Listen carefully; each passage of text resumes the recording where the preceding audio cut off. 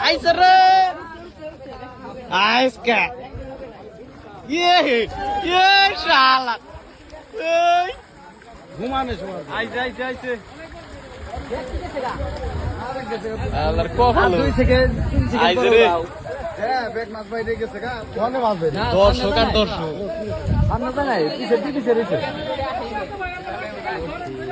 sign muga পর্যন্ত ঢুকাই না মাছ দিয়াইছে